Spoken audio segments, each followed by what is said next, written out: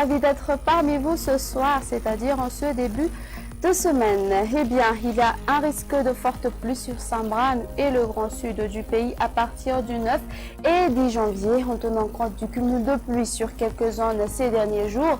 Le risque de crue pourrait être important pour les zones inondables, alors veuillez rester vigilants. Actuellement, notre situation générale est caractérisée par le flux du mousson.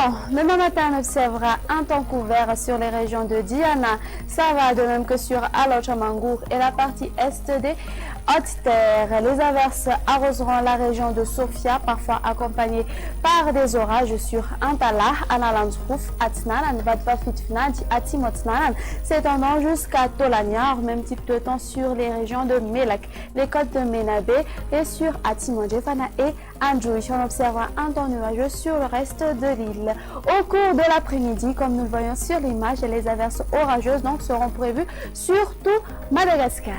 Du côté température pour demain, la minimale va afficher 17 degrés Celsius sur Vaknakaraj. Sur les côtes, elles ne vont pas dépasser de 27 degrés Celsius. La maximale sera localisée aux alentours d'Antui qui va afficher 33 degrés Celsius. Sur les hautes terres, elles vont se limiter entre 22 à 24 degrés Celsius. Voici à présent le temps prévu pour ces quelques villes extérieures. Alternance du soleil et des nuages sur Paris et Johannesburg. Des grises seront prévues sur Milan et Nairobi. Il y aura des averses orageuses sur Bangkok.